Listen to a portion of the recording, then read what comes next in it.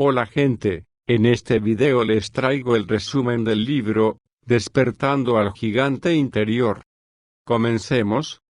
En el prólogo se habla primero sobre la miseria humana que existe en los pacientes mentalmente que atiende, sino incluso entre las personas comunes y corrientes que también atiende. También la infelicidad que existe en las personas que día a día se esfuerzan en sus respectivos centros de labores, pero como que les falta ese punto de relajación que los hace infelices. La primera parte del libro se divide en 10 capítulos, los cuales hablaremos un poco de cada uno de ellos. 1. Sueños del destino.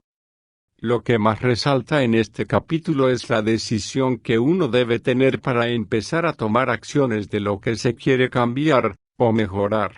Uno de los puntos que se menciona es que la gente le pone mucho interés a cosas menores, y no al saber el porqué de nuestras acciones y reacciones. El poder del cambio básicamente se basa en que sean duraderos y consistentes, y aquí el autor nos da unos pasos que podemos seguir para obtener el resultado efectivamente. ¿Cómo realizar un cambio duradero? Para que los cambios sean auténticos tienen que ser duraderos y consistentes, pero en este momento compartiremos los 3 principios elementales que podemos aplicar de forma inmediata para transformar nuestras vidas. 1. Primer paso: eleve sus criterios. Todo cambio comienza desde uno mismo. En este primer paso uno debe saber darse cuenta, conocerse uno mismo y pensar que la acción tomada a largo plazo será beneficiosa. 2. Segundo paso: cambie sus creencias limitadoras. Las creencias que nosotros tenemos sobre cada cosa, como dice el autor, configuran nuestras acciones. Por ello depende de cada uno de nosotros poder identificar y luego cambiar las que nos estén estancando y evitando cumplir nuestros objetivos. Un claro ejemplo que se menciona es de Gandhi, que él creía fielmente en cada una de sus creencias. Gracias a ello alcanzó su objetivo. 3. Tercer paso: cambie su estrategia. Sería conveniente establecerse un criterio más elevado y poder creer en él, luego utilizar alguna estrategia para alcanzarlo. Una de las estrategias que menciona es encontrar un ejemplo, una persona que nos inspire a alcanzar las metas que pudo lograr.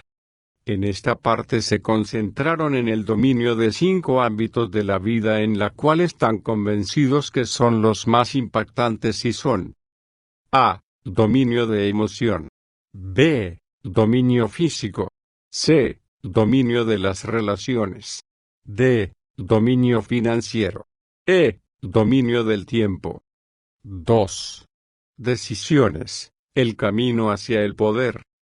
El síndrome Niágara me pareció interesante en este capítulo, ya que es una buena analogía, porque la mayoría de las personas creemos que hacemos bien las cosas por nuestras vidas, pero en realidad nos estamos dejando llevar por la rutina de vida, hasta que llega un punto en que estás a punto de caer y recién nos damos cuenta de que se debe cambiar, pero a veces ya es demasiado tarde.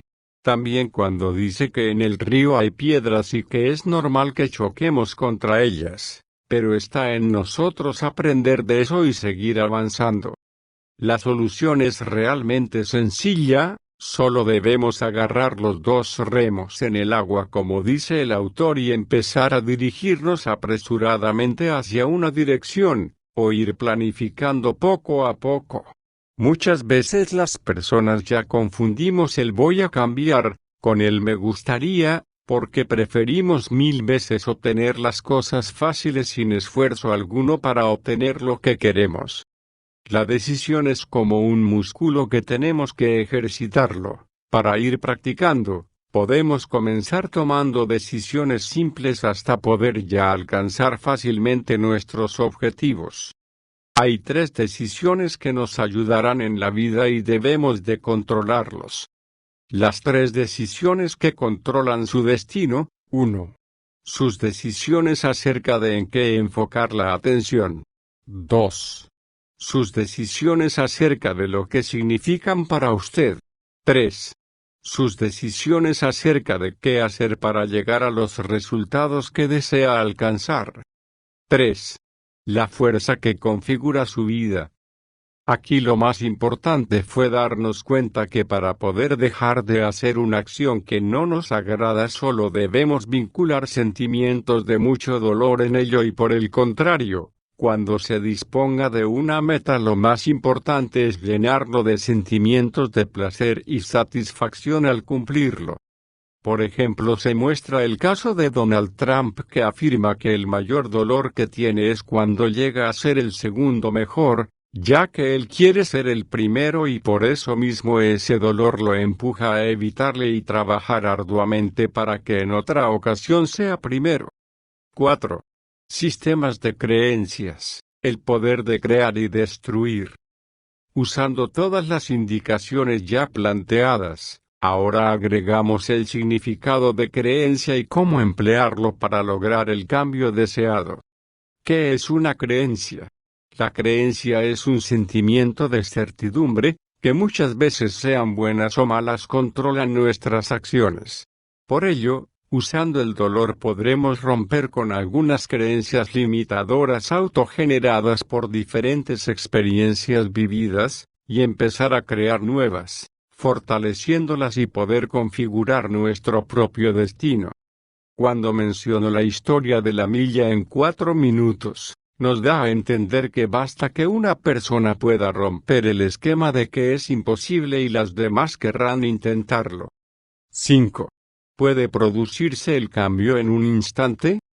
Sí es posible, pero todo siempre dependerá de uno, aunque algunas veces no es así.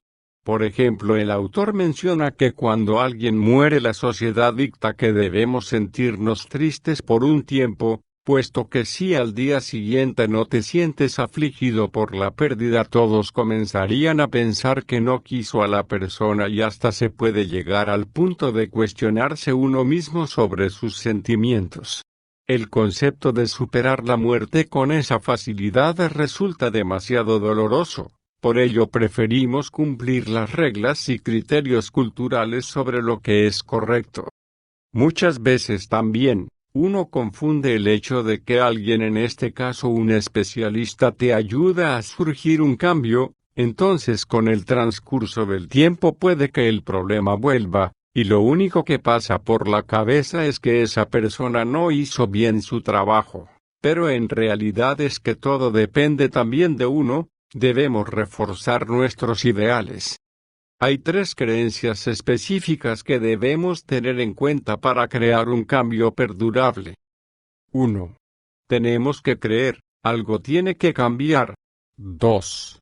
No solo tenemos que creer que las cosas tienen que cambiar, sino que tenemos que creer, tengo que cambiarlo. 3.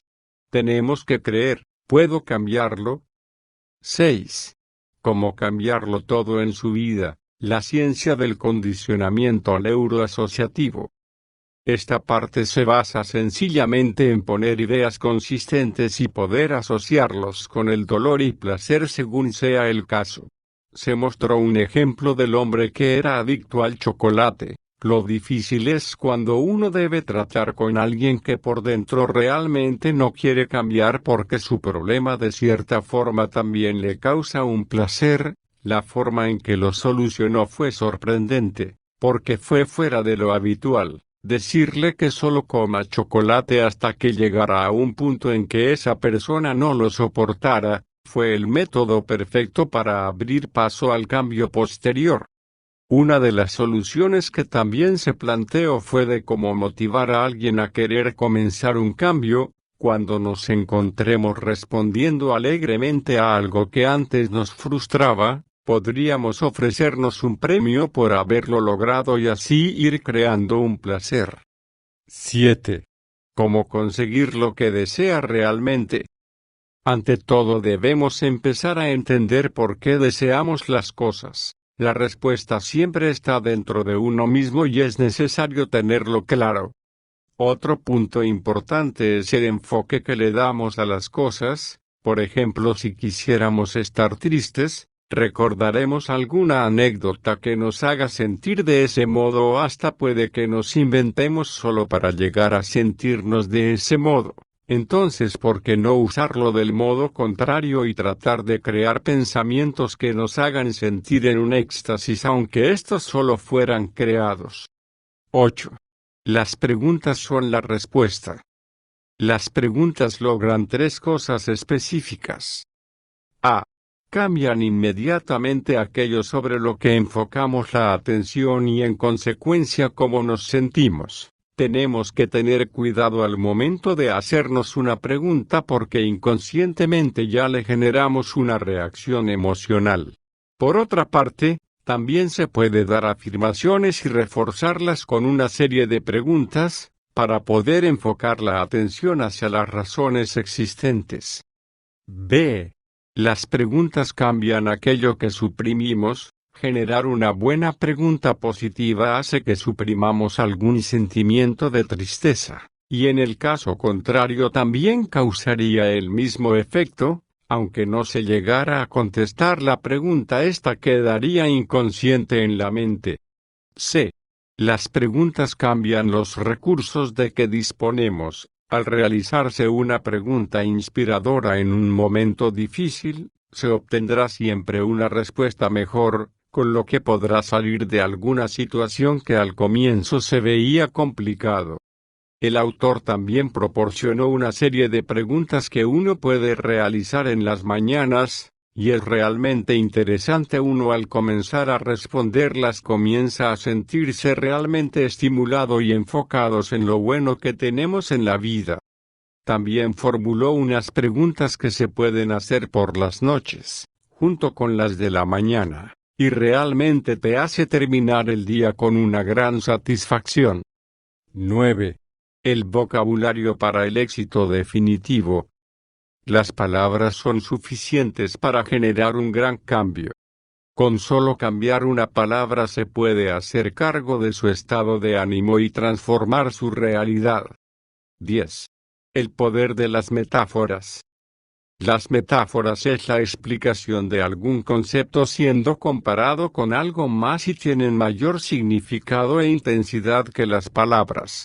Con las metáforas también hay que tener mucho cuidado. Por ejemplo, hay algunas como que la gente se siente entre la espada y la pared, luchar por mantener la cabeza fuera del agua, entre otras, y como se puede ver no son tan positivas, te envuelven en un sentimiento de incertidumbre y desesperación, las cuales podrían ser reemplazadas. Las metáforas también son simbólicas. El solo hecho de ver un objeto nos da un significado como la cruz y el símbolo nazi. Una forma de salir de un estado de ánimo negativo es hacer una pregunta al azar sin sentido, porque el cerebro imagina todo lo que se pregunta y por ello se desenfoca de los sentimientos negativos y cambia su pauta. 11. Las 10 emociones de poder. Muchos ciudadanos como en muchos lugares nos dejamos llevar mucho por nuestras emociones, por ello debemos aprender a controlarlo. Muchas veces uno toma como necesidad evitar sentir ciertas cosas y para lograrlo hace ridiculeces que no le ayudan en nada, por el contrario perjudican en el futuro. Para tenerlo claro, la clave del éxito en esta parte es poder afrontar nuestras emociones, aprender de ellas, buscarles una solución y no rendirnos hasta lograrlo. Una emoción negativa es un indicador de que necesitamos cambiar algo y es mejor tratar ello en el comienzo, antes de que se agranden y se convierta en una crisis. 12. La magnífica obsesión, crear un futuro convincente. Muchas veces las personas creamos ideales para nuestras vidas, que deberíamos cumplir pero por alguna razón lo dejamos pasar. Lo más importante es crear un futuro para nosotros mismos y convencernos de que lo cumpliremos, porque sin un futuro nuestra vida no tendría sentido.